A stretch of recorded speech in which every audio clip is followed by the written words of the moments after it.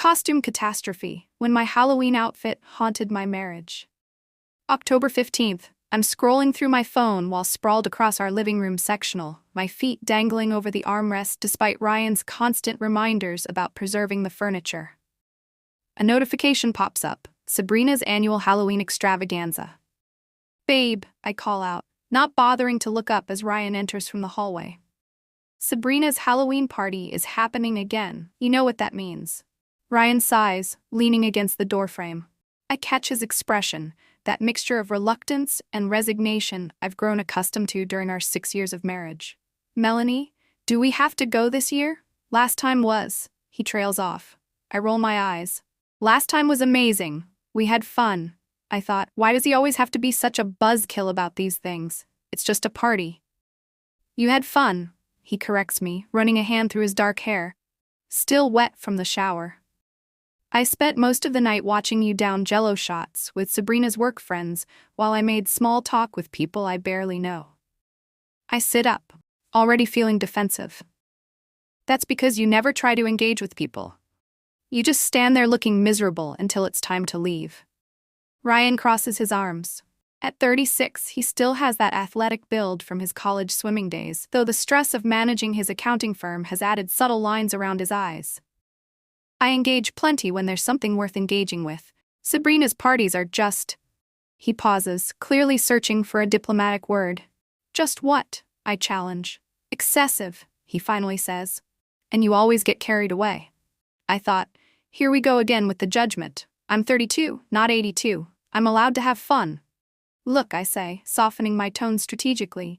"Sabrina's expecting us. She'd be crushed if we didn't show. Plus, Trent and Diana will be there." Ryan's expression shifts slightly at the mention of his old college friend. "Trent's going?" I nod, knowing I've found my leverage. "Diana texted me yesterday about their costumes." Ryan seems to consider this. "Fine," he concedes, "but can we agree on a midnight cutoff this time? I have that client meeting Sunday morning." "Absolutely," I lie, knowing full well that once I'm having fun, arbitrary time limits are the first thing I abandon. And we need costumes. Good ones this year. "Nothing too out there," Ryan cautions, already looking wary. "I was thinking maybe we could do something paired, like..." "Let me handle the costumes," I interrupt, already scrolling through Pinterest. "Trust me, I'll make sure we look amazing." As Ryan walks away, I hear him mutter, "That's what I'm afraid of." I thought, why does he always have to rain on my parade? It's just one night of fun. He's always so uptight about everything. October 24th, I'm standing in Venus Boutique's fitting room, surrounded by discarded options. A witch costume, too basic, a vampire, too expected, and a nurse outfit, too cliché. The saleswoman, Jade, knocks lightly on the door. "How are we doing in there? Find anything you like?" I crack open the door, feeling frustrated. Nothing's working, everything's either too boring or too, conventional? Jade nods understandingly.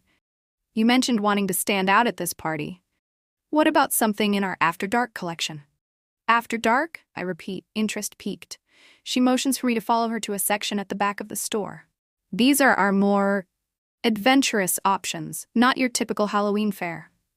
My eyes immediately lock onto a seductive sorceress costume, essentially a plunging black bodysuit with strategic mesh panels, thigh-high boots, and a tiny cape. It's less Halloween party and more fantasy bedroom scenario, but something inside me stirs with excitement. I thought, Ryan would absolutely hate this. But maybe that's exactly why I should get it. Show him I'm not the predictable, boring wife he started treating me like. "I'll try this one," I tell Jade, grabbing the hanger before I can reconsider. In the fitting room, I wiggle into the costume, surprised by how little fabric there is for the considerable price tag. The bodysuit clings to every curve, leaving little to the imagination. The neckline plunges dangerously low, while the high-cut bottom half makes my legs look endless. I thought, this is definitely not what Ryan had in mind when he agreed to the party. A small voice in my head whispers that this might be crossing a line, but I quickly silence it. If he paid more attention to me normally, maybe I wouldn't need to go to these lengths. Jade's eyes widen when I emerge. "Wow, that's definitely a statement." "Is it too much?" I ask, though I already know the answer. She tilts her head. For a regular Halloween party, maybe. For something adults only, you'll be the center of attention. That's exactly what I want to hear. I'll take it. On the drive home, I hide the costume in the trunk of my car, already crafting the story I'll tell Ryan.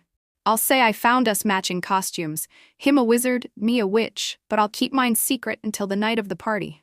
By then, it'll be too late for him to object. I thought, maybe this will wake him up a bit, remind him that other men still find me attractive, even if he seems to have forgotten.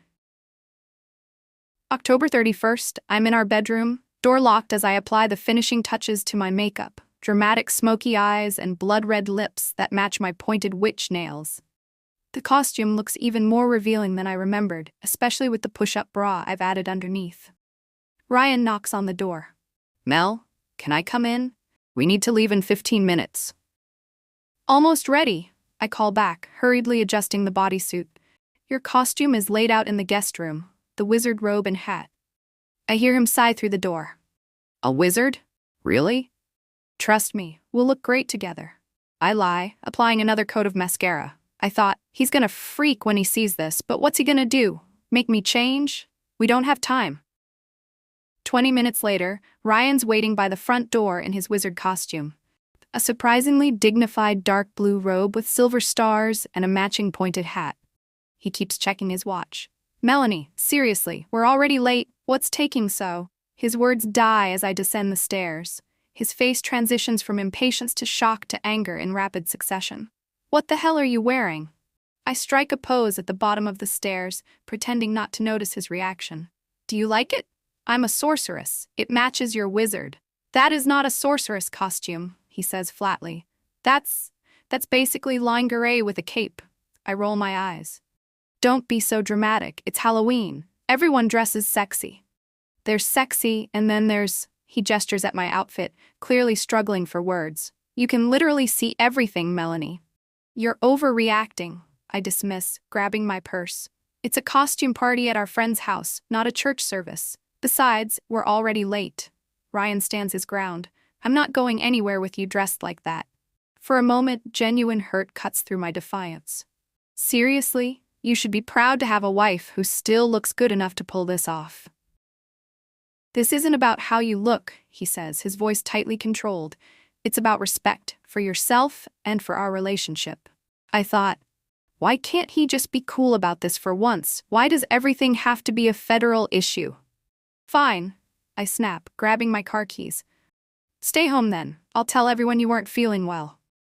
Melanie, he starts, but I'm already heading for the door. Don't wait up, I toss over my shoulder, slamming the door behind me. In my car, I sit for a moment, hands gripping the steering wheel. I thought, he's being ridiculous. If anything, he should be flattered that other guys will be looking at what he gets to come home to.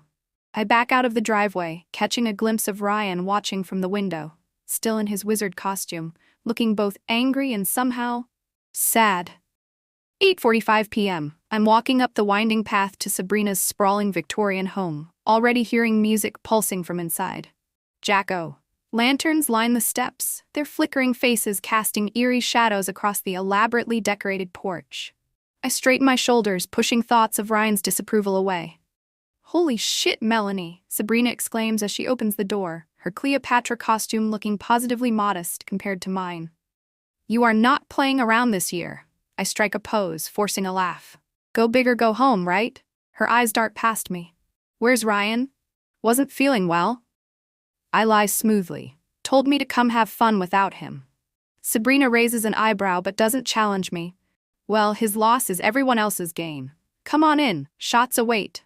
Inside, the party is already in full swing. Sabrina's place is transformed, cobwebs hanging from chandeliers, smoke machines creating an eerie fog, and black lights making the white elements of costumes glow eerily. A DJ spins in the corner of the living room where furniture has been pushed aside to create a dance floor. I thought, this is exactly what I needed. No Ryan judging me, just fun and freedom. The reactions to my costume are immediate and exactly what I'd hoped for. Men do double takes, conversations pause as I walk by, and even women give appreciative or envious looks. I soak in the attention, accepting a neon green cocktail from a guy dressed as a zombie doctor. Quite the costume, he comments, eyes lingering on my neckline. Your boyfriend here tonight? Husband, I correct, twisting my wedding ring. And no, he couldn't make it. Lucky me, zombie doctor grins, clinking his glass against mine. 3 drinks later, I'm dancing in the center of the living room, the crowd having formed something of a circle around me and a few other particularly enthusiastic and similarly scantily clad partygoers. Someone puts on Thriller, and I throw myself into the choreography I half remember from a dance class years ago. I thought, this is what living feels like. Not Ryan's idea of a perfect evening, take out in a documentary on the couch. Work it, witch, someone calls out, and I respond with an exaggerated hair flip and a twirl that makes my tiny cape fan out behind me. That's when I spot Trent and Diana by the drinks table, watching the dance floor. Diana's expression is neutral, but Trent looks uncomfortable. They're dressed as characters from Game of Thrones, tasteful, coordinated costumes that suddenly make me feel a pang of something like shame.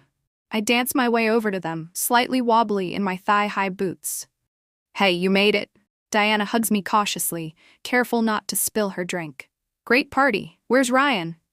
Not feeling well, I repeat my earlier lie. Told me to represent us both. Trent's eyes flick over my costume, but quickly return to my face. A gentlemanly effort that makes me feel both grateful and somehow worse.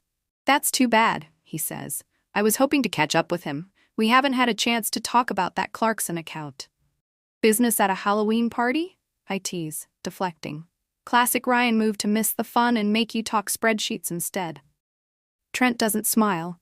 Actually, it was my idea. Ryan's been helping me out with some tax issues for my new business. He's been incredibly generous with his time. I feel a flicker of irritation. I thought, great, now Trent's making me feel guilty for having fun while St. Ryan sits at home. Well, I'll tell him you missed him, I say, already backing toward the dance floor. Gotta go, they're playing my song. As I rejoin the dancers, I catch Diana whispering something to Trent, both of them glancing my way with expressions I choose to ignore. Midnight comes and goes. The party intensifies rather than winds down. Sabrina's infamous witching hour shots, some black concoction that tastes like licorice and regret, make their way around. I down mine, laughing as someone dressed as a mummy tries to teach me some Egyptian dance move. I thought, this is what Ryan doesn't understand. These moments of pure, uninhibited fun. 1:30 a.m., I'm sitting on the back patio with a group of strangers, my head spinning pleasantly, listening to a guy in a vampire costume tell an increasingly implausible story about meeting a celebrity. So there I am, vampire guy slurs, in this elevator with Brad Pitt, right? And I'm trying to play it cool. My phone buzzes. A text from Ryan, "Are you okay? It's late." I ignore it. Another buzz, "Let me know when you're heading home." I put my phone away, focusing instead on Vampire Guy's story and the way the fairy lights strung across Sabrina's backyard blur into starbursts when I squint. 3:17 a.m., I'm fumbling with my key in the front door, kicking off my painful boots on the porch. The house is dark, except for a single lamp in the living room. As I stumble inside, Ryan rises from the couch where he's been waiting, still in his regular clothes, not the costume. "Have fun?" he asks, his voice unnervingly calm. I toss my purse onto the entryway table, nearly missing. "Amazing party. You should have come." I thought, please don't start a fight. I'm too tired and too drunk for this. "I texted you," he says. "Several times." I shrug, peeling off my cape. Was loud. Didn't hear my phone. 7 texts, Melanie, and 3 calls. He holds up his phone, showing the outgoing calls log. "You couldn't answer once to let me know you were alive?" "I'm a grown woman, Ryan. I don't need to check in like a teenager past curfew." He takes a deep breath, and I can see him counting in his head, that anger management technique he learned in therapy last year. "Do you have any idea how disrespectful this whole night has been?" "Oh my God, here we go," I groan, dropping onto the couch. "It's just a costume. It's just a party. Why do you have to make everything into such a huge deal?" "This isn't about the costume," Ryan says, though his eyes flick to my revealing outfit with obvious disapproval. "It's about patterns. It's about choices. It's about you deciding that what you want matters and what I want doesn't." "That's not fair," I protest, feeling the room spin slightly. "You never want to do anything fun. Someone has to keep us from becoming completely boring." Ryan sits on the coffee table, directly facing me. "I called Trent around midnight. He told me you were there, having a great time. Said you were quite the hit in your costume. I feel a flash of betrayal toward Trent, quickly followed by defensive anger. So you were checking up on me? Having your friends spy? I was worried about you. He corrects. And from what Trent described, I had reason to be. I stand up unsteadily. I don't need this right now. I'm going to bed. Ryan doesn't move. Diana also mentioned something interesting. Said you told them I wasn't feeling well, but that I told you to go have fun without me. I freeze, caught in a lie. Why would you say that, Melanie? Why lie about why I wasn't there? I thought, because the truth makes me look bad. Because saying my husband thought my costume was too revealing makes me sound like I'm married to a controlling jerk or like we're having problems. It was easier than explaining our whole argument. No, Ryan says quietly. It was easier than admitting you chose a deliberately provocative costume, knowing I'd object, and then went to the party alone specifically to get the kind of attention you wanted, without me there to ruin it. The accuracy of his assessment stings. You're overthinking this. It was just a fun night out. Was it fun when Jack Malone from my office cornered you in the kitchen? Trent had to intervene, apparently. I feel my face flush. Nothing happened. We were just talking. With his hand on your waist and you laughing at everything he said? Ryan stands now, running a hand through his hair in frustration. Trent said you were practically falling out of your costume by that point. So what? I snap, anger rising to mask my embarrassment. Maybe I like feeling attractive. Maybe I'm tired of being just Ryan's sensible wife all the time. Is that how you see yourself with me? As some kind of boring appendage? Sometimes, I admit, the alcohol making me reckless with words I might otherwise filter. You've become so predictable, Ryan. Everything's about work and responsibility and what's appropriate. Where's the guy who used to be spontaneous? Who used to look at me like I was the most exciting thing in his life? Ryan's expression shifts from anger to something worse, hurt with a tinge of revelation. I look at you exactly the same way I always have. You're the one who stopped seeing me. What's that supposed to mean? It means, he says carefully, that I've watched you chase increasingly extreme experiences over the past year. Nothing's enough anymore. Not our normal social life, not our vacations, not even the way you dress or act at gatherings. It's like you're performing for an audience all the time and I'm just in the way. I thought, that's not true. Is it true? No, he's making me sound pathological when I'm just trying to have a good time. You're making this into something it's not, I insist. It was a Halloween costume, for God's sake. No, Melanie, it's never just the one thing. It's a pattern. Ryan steps back, creating physical distance that feels symbolic. And I'm starting to think it's a pattern I can't be part of anymore. The room suddenly feels very cold. What are you saying? I'm saying I'm tired. Tired of feeling disrespected. Tired of watching you act like our marriage is some kind of prison you need to escape from. Tired of competing with this persona you've created that needs constant validation from strangers. That's not fair, I whisper, though a small voice inside me recognizes the truth in his words. Maybe not, he concedes, but it's how I feel, and I think I need some space to figure out if this is what I want my life to be. I watch, stunned, as he walks to the hallway closet and pulls out a small duffel bag I hadn't noticed before. You're leaving? Now? At 3 a.m.? I packed earlier. I'm going to stay at Alex's for a few days. He looks at me, his expression a complex mixture of resignation and resolve. I think we both need to do some serious thinking about what we want. I thought, this can't be happening. Not over a stupid Halloween costume. Not over one night. Ryan, you're overreacting. Let's just go to bed and talk about this tomorrow when I'm sober. He shakes his head. That's the problem, Mel. It's always let's talk later, or you're overreacting, or it's not a big deal. But it is a big deal to me, and I need you to take that seriously for once. He walks to the door, duffel in hand. I'll call you tomorrow. As the door closes behind him, I stand frozen in our living room, still wearing the costume that suddenly feels ridiculous rather than empowering.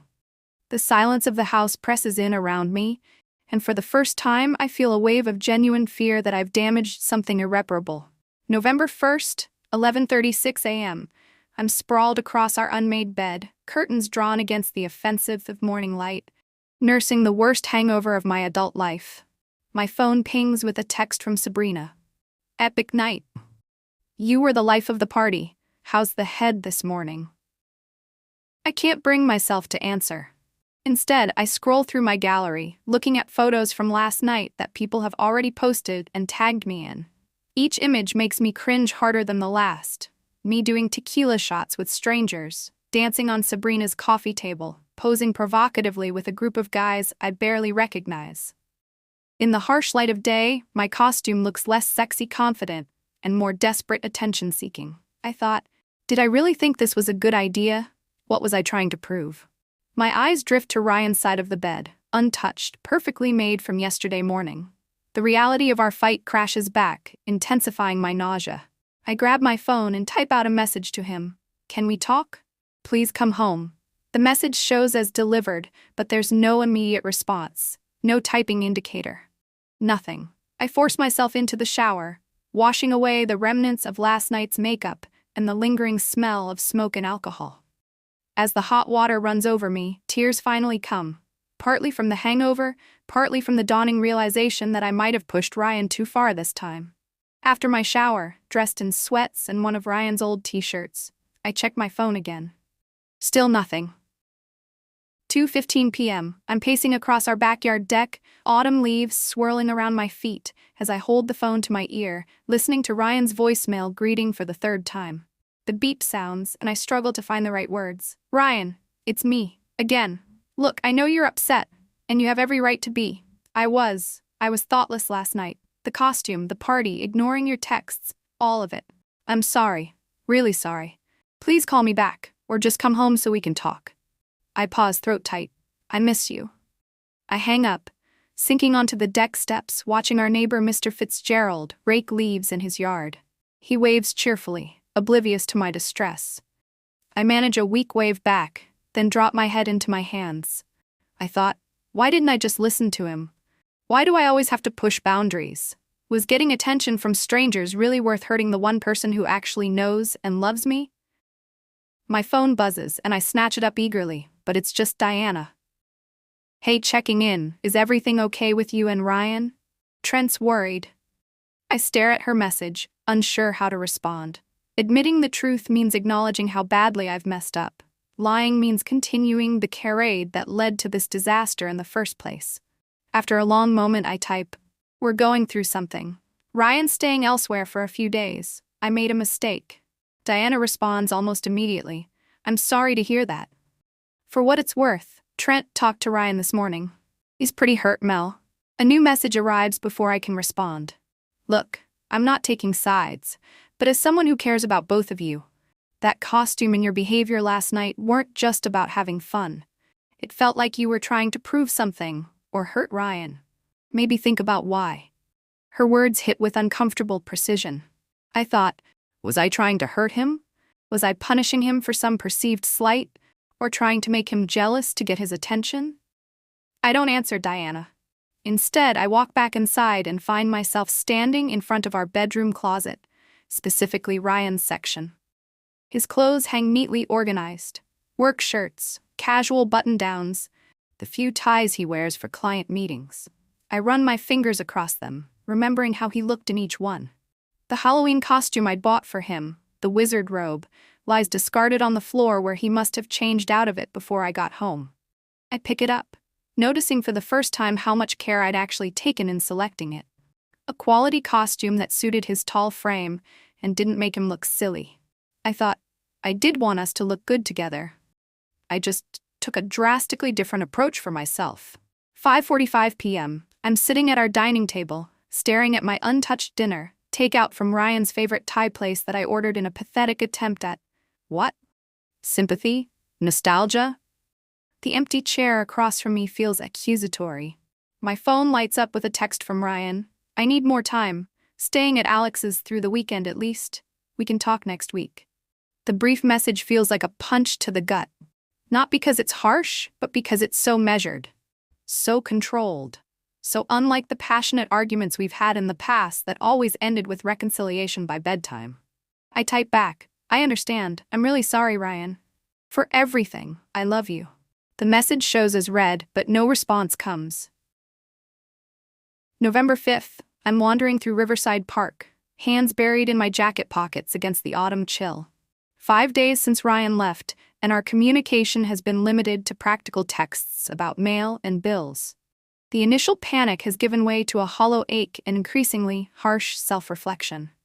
I stop at a bench overlooking the river, watching a family with young children tossing bread to ducks. The mother laughs as the father pretends to be chased by an especially aggressive mallard, their children squealing with delight. I thought, that could have been us someday. If I hadn't been so determined to prove I'm still young and desirable and free. My phone buzzes with a notification, a memory from Facebook. A photo from 3 years ago, Ryan and me on our anniversary trip to Vermont, apple picking at an orchard. His arm is around my waist, my head resting against his shoulder, both of us beaming at the camera with genuine happiness. I study his face in the photo. The crinkles around his eyes when he smiles, the slightly crooked front tooth he's always been self-conscious about, the way he looks at me with such open adoration. I thought, when did I stop seeing that look?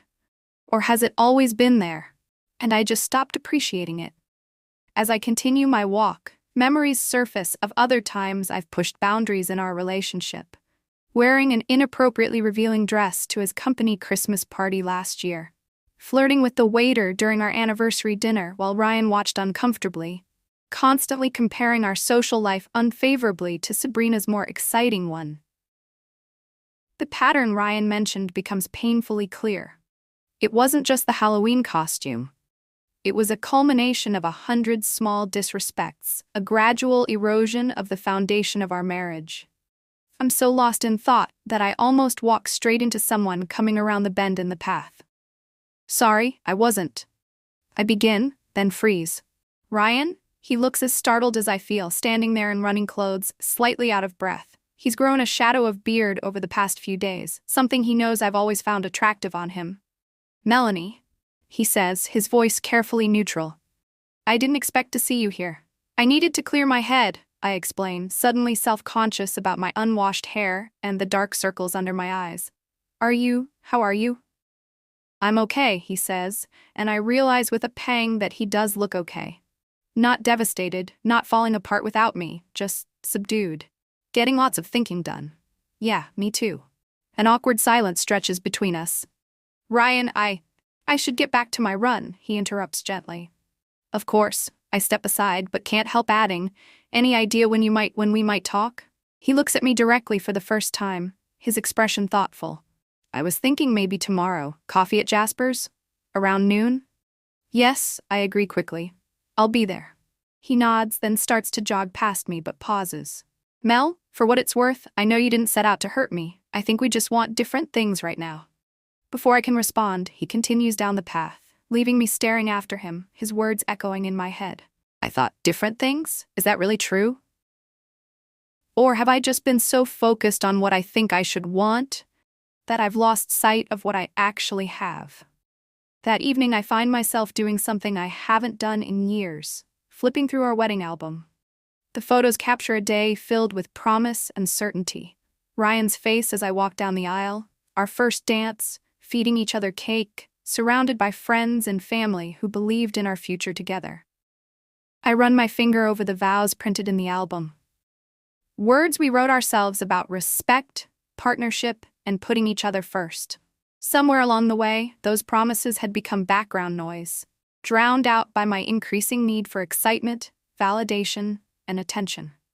I thought, I've been treating our marriage like it's something that's holding me back, rather than the foundation that gives me the security to grow.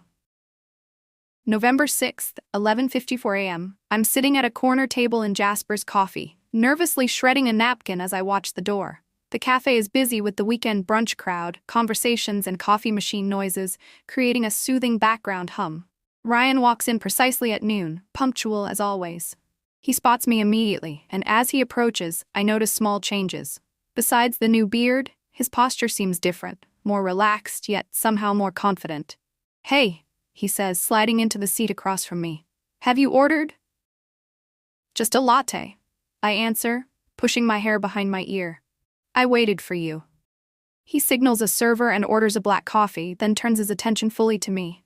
The intensity of his gaze makes me nervous. You look good, I offer hesitantly. The beard suits you. Thanks, he says, running a hand over it self-consciously. Alex has been trying to get me to grow it out for years. Figured now was as good a time as any. I thought, he's making changes without me, moving forward. The server brings Ryan's coffee, creating a momentary distraction. Once she leaves, the weight of everything unsaid hangs between us. I've been doing a lot of thinking, I begin, forcing myself to maintain eye contact.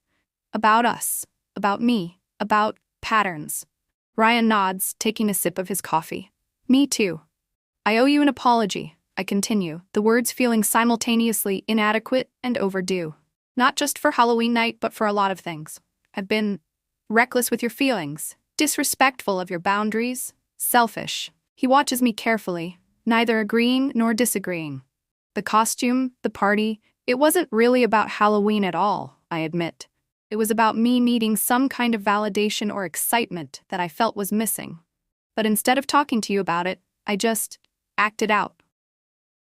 Tried to get attention from everyone except the person whose attention should matter most. Ryan sets down his coffee cup. Why do you think you needed that validation? The question catches me off guard, not accusatory, but genuinely curious. I think. I pause, struggling to articulate feelings I've barely acknowledged to myself. I think I've been afraid of disappearing into our marriage, of becoming boring and predictable, of getting older and less desirable, I guess. And instead of dealing with those fears, I've been trying to prove to myself and everyone else that I'm still young and exciting and wanted. At any cost, Ryan adds quietly, even if it meant humiliating me or putting our relationship at risk. I wince at the truth in his words. Yes, and I'm so sorry, Ryan. I really am. He nods slowly. I believe you are. But Melanie, being sorry isn't the same as changing behavior. We've had versions of this conversation before. I know, I acknowledge. But this time feels different. This time I actually see what I've been doing, what I've been risking. Ryan looks out the window for a moment, gathering his thoughts. You know what hurt the most about Halloween night?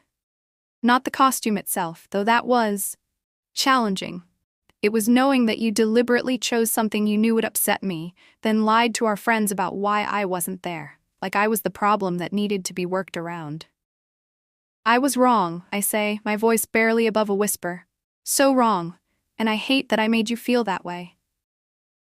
He turns back to me. I've been asking myself whether this is just who you are now, someone who needs constant external validation, even at the expense of the people who truly care about you. Someone who sees our life together as constraining rather than supporting. His words feel like a knife to my heart. Is that what you've decided? That I can't change? Ryan takes a deep breath. No, that's not what I've decided. But I have realized something important. I can't be the one to fix this. You have to decide what you really want and who you really want to be.